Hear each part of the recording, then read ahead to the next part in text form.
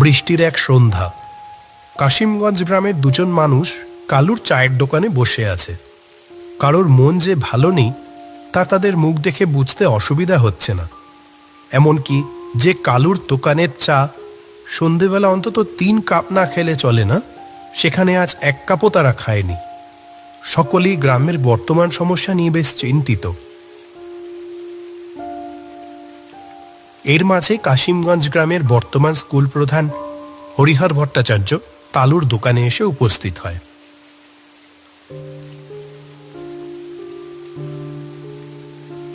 এ কি জগাই, মাধব, তোমরা এমন মনমরা হয়ে বসে আছো কেন? এখানকার স্কুলে এতদিন হলো আমি এসেছি, আর তবে থেকে সন্ধ্যাবেলাতে কালুর দোকানে এসে তোমাদের হাসি মুখটাই দেখেছি, কিন্তু আজকে এমন দেখছি কেন? আসেন মাস্টার মশাই, বসেন। আপনার চা তৈরি মাস্টার মশাই। আমি জানতাম আর কিছু সময়ের মধ্যেই আপনি এসে পড়বেন। হ্যাঁ, চটপট তোমার হাতের বানানো আদা চাটা দাও তো, মাথাটা ধরেছে। আর হ্যাঁ, তোমাদের কি হয়েছে বললে না তো? এত মনমরা হয়ে বসে আছো কেন? আসলে মাস্টার মশাই, আমাদের কারোর মন ভালো নেই। কেন, কি হয়েছে? এই এত সুন্দর গ্রামের মানুষদের সাথে মিশে যে কারোর মন ভালো হয়ে যাবে, সেখানে সেই মন ভালো করা মানুষদেরই মন ভালো নেই, এ কেমন কথা? আপনি তো জানেন মাস্টার মশাই যে আমাদের গ্রামে কোনো হাসপাতাল ছিল না। কারো শরীর খারাপ হলে সেই 2 গ্রাম পেরিয়ে 10 মাইল দূর যেতে হতো। অত দূর যেতে যেতে হাসপাতাল পৌঁছানোর আগেই তো কতজন মারা গেল। আমরা তাই গ্রামের সবাই নিজেদের টাকা জমিয়ে একখান হাসপাতাল তৈরি করলাম। কিন্তু কিন্তু কিন্তু কি? আমাদের জমানো সব টাকা তো শেষ, হাসপাতাল তো তৈরি, কিন্তু বিছানা এখনো কেনা হয়নি। সেইটা নিয়ে তো যত চিন্তা, এবার যে কি হবে। আমার জমানো কিছু টাকা ছিল, কিন্তু সে টাকা তো আমার মেয়ের বিয়েতে খরচ হয়ে গেছে। তবে হ্যাঁ, ইছাপুর গ্রামে আমার একটা পৈতৃক জমি আছে। যদি সেটাকে বিক্রি করে দিই, তাহলে যা টাকা আসবে তাতে আশা করছে হাসপাতালের বেড হয়ে যাবে। কি বলো তোমরা? এই আপনি কি বলছেন মাস্টার মশাই? আপনার বাপ ঠাকুরদার জমিটা বেচে দিবেন? আর তো 1 বছর চাকরি আছে আমার। এই গ্রামে যা আদর পাচ্ছি, ঠিক করেছে বাকি জীবনটা এখানেই কাটিয়ে দেব। কি রাখবে না? আর এমন মহান কাজে কতজনই বা সাহায্য করতে পারে? ঈশ্বর সুযোগ দিচ্ছে, তা কি ছাড়া যায়? জগাই, মাধব আর কালুর চোখে যেন জল এসে যায়। তিনজনই হাত জোড় করে ধন্যবাদ জানায়। ধুর, এ কি করছো? আচ্ছা, বলছি যে কালকেই রওনা দেব আমরা। অনেকদিন ধরে কজন আমাকে ওই বাড়িটা কেনার কথা বলছিল, দেখি যাই, এইবার কথা বলে বেচে দেব ওদের কাছে। পরের দিন সকালেই হরিহর, মাধব আর জগাই তিনজন মিলে রওনা দেয় ইছাপুর গ্রামের পথে।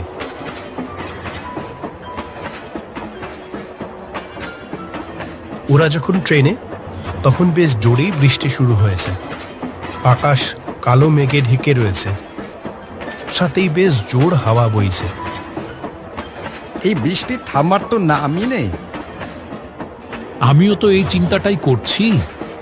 চা বৃষ্টি হচ্ছে, কার মধ্যে আবার মাতলা নদী পেরিয়ে যেতে হবে। স্টেশন থেকে আপনার গ্রাম অনেকখানি দূরে? স্টেশন থেকে ভ্যানে করে নদীর ঘাটে যেতে হয়, তারপর সেখান থেকে নৌকা করে নদী পার হয়ে আমার গ্রাম। তিনজনের বিভিন্ন আলোচনার মধ্যে দিয়ে সময় গড়িয়ে চলে। অবশেষে যখন ওরা স্টেশনে এসে নামে, তখন সন্ধ্যা গড়িয়ে রাত হয়ে গেছে। নির্জন সেই স্টেশনটাতে শুধু ওরা তিনজন এসেই নামে। বৃষ্টিটা তো একটু থেমেছে, এই ফাঁকে চলো দেখি তাড়াতাড়ি নৌকার ঘাটে পৌঁছাতে পারি কিনা। ওরা আর সময় নষ্ট না করে স্টেশনের বাইরে বেরিয়ে আসে ভ্যানের আশাতে। আশেপাশে কোনো মানুষের দেখা মিলছে না। বৃষ্টি হবার দরুন রাতের অন্ধকারের গাঢ়তা যেন অন্য দিনের থেকে একটু বেশি। ঘন কালো অন্ধকার চারপাশটাকে ঘিরে যেন একটা মায়াবী পরিবেশ সৃষ্টি করেছে। স্টেশন লাগোয়া বটগাছের তলায় এসে দাঁড়ায় ওরা। এইখানেই ভ্যানগুলি থাকে, আজকে একটাও নেই। আর বৃষ্টির রাতে কার আশাতেই বা বসে থাকবে? শেষ ট্রেনে এই বৃষ্টির রাতে গ্রামে যে কেউ আসতে পারে তার আশা কেউ করেনি। তাহলে এখন উপায়? পায়ে হেঁটেই চলো, আর তো কোনো উপায় দেখছি না। আকাশ কিন্তু খুব একটা ভালো ঠেকছে না, কেমন একটা দম বন্ধ করা পরিবেশ। জোরে ঝড় আসার আগে যেমন হয়। তিনজনে অন্ধকারের মধ্যে দিয়ে এগোতে শুরু করে। কিছুটাই এগিয়েছিল, এমন সময় অন্ধকারের ভিতর থেকে একটা ভ্যানের আওয়াজ ভেসে আসে। ওই তো কোনো ভ্যান আসছে মনে হচ্ছে। দাঁড়াও, এখানেই দাঁড়াও। দূরে কাঁচা রাস্তার আলো আধারি ভেদ করে কয়েক মুহূর্তের মধ্যেই ওদের তিনজনের সামনে এসে উপস্থিত হলো ভ্যানটি।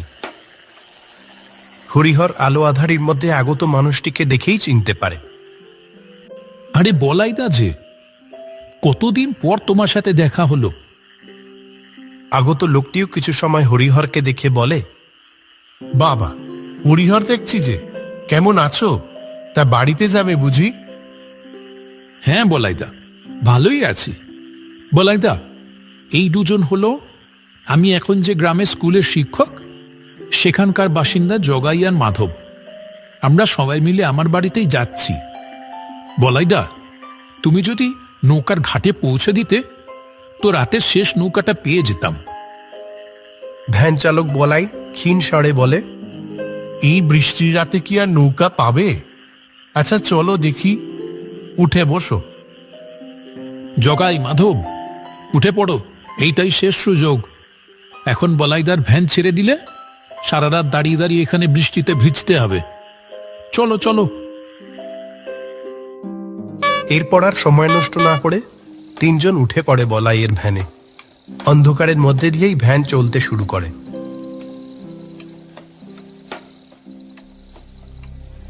কিছু সময় বসে থাকার পর হরিহর বলাইকে জিজ্ঞাসা করে,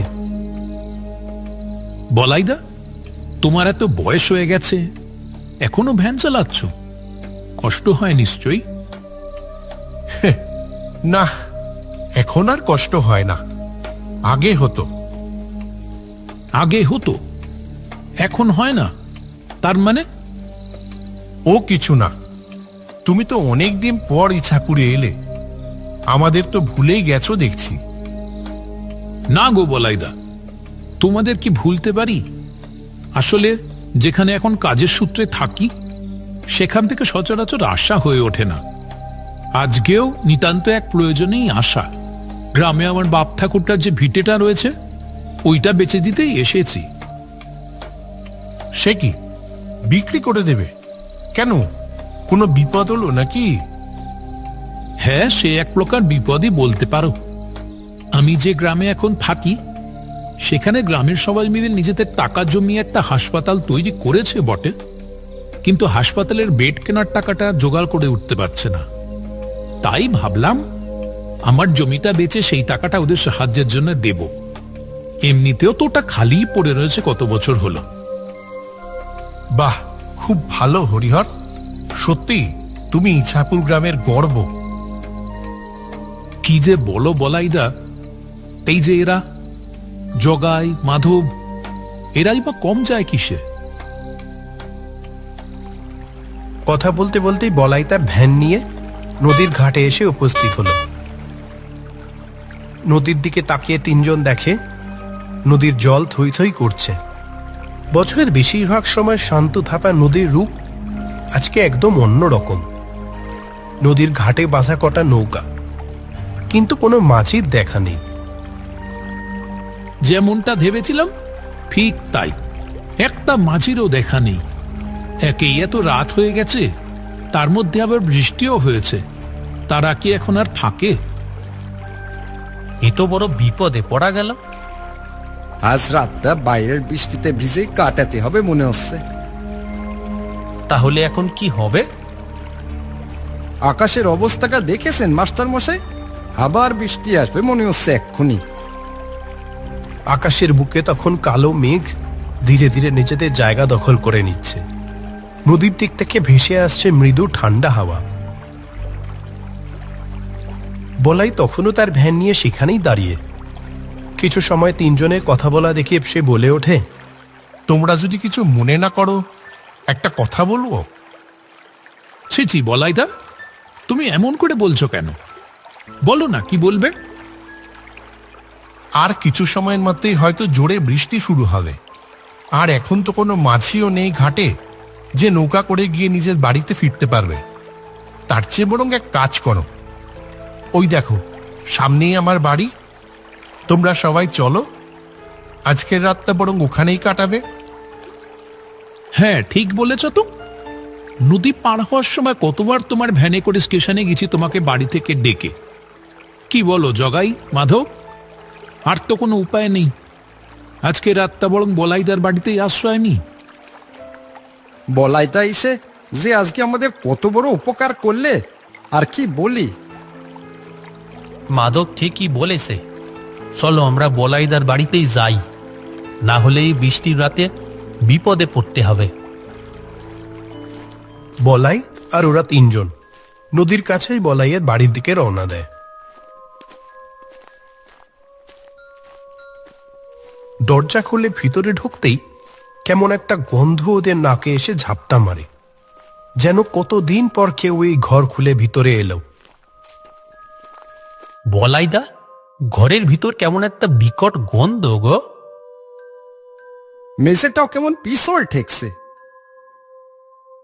ঘরটা তো আসলে সবসময় প্রায় বন্ধই থাকে, আমি তো ভ্যান নিয়ে বাইরেই থাকি, আর ঘরে হয়তো জানলা দিয়ে জল ঢুকে এমন হয়েছে। ঘরে কোণের ভাঙা জানলা দিয়ে সামান্য আলো আসছে। খাবার তো ঘরে কিছু নেই, তাই তোমাদের জন্য কোনো খাবারের ব্যবস্থা করতে পারছি না। ওসব নিয়ে তুমি কিছু ভেবো না বলাইদা, এই ঝড়জলের রাতে তোমার বাড়িতে একটু মাথা গোজার ঠাইটুকু পেলাম, এই তো অনেক।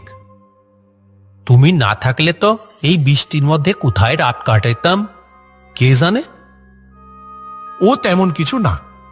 আচ্ছা, তবে তোমরা শুয়ে পড়ো। আর তুমি তুমি কোথায় থাকবে? আমি বাইরে শুয়ে পড়ব, কোনো অসুবিধা হবে না। কেন, তুমিও আমাদের সাথে শুয়ে পড়ো। না না, আমার কোনো সমস্যা হবে না। এই কথা বলে বলাই বাইরে চলে যায়,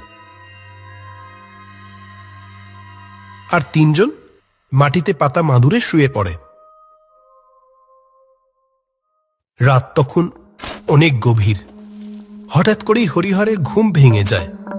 বাইরে থেকে একটা অদ্ভুত আওয়াজ আসছে, যেন ঘরটা থেকে কিছু দূরেই কেউ মাটি খুঁড়ছে। হরিহর শুরুতে ব্যাপারটা এগিয়ে গেলেও আওয়াজটা যেন ক্রমশই বাড়ছে। যে কাজটা করছে সে যেন কারো তোয়াক্কা না করেই করে চলেছে। আওয়াজটা আসছে কোথা থেকে?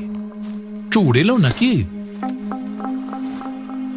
হরিহর চট করে উঠে জানলার কাছে গিয়ে বাইরে চোখ রাখতেই দেখেন বলাইদা ঘরটা থেকে একটু দূরেই গাছের নিচে মাটি খুঁড়ে চলেছে।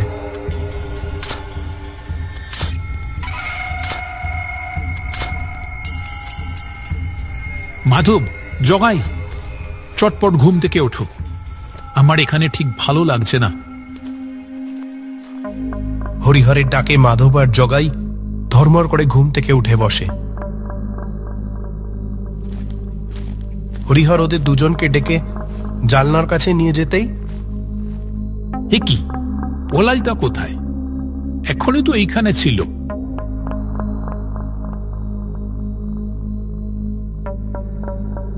আপনি ঠিক দেখেছিলেন মাস্টার মশাই? একদম ঠিক দেখেছি, চলো তো বাইরে যাই। ওরা তিনজনে এগিয়ে চলল ঘরের পিছনের গাছটার দিকে। ওই দেখ, গাছটার নিচে মাটিতে কিছু একটা রয়েছে বলে মনে হচ্ছে না?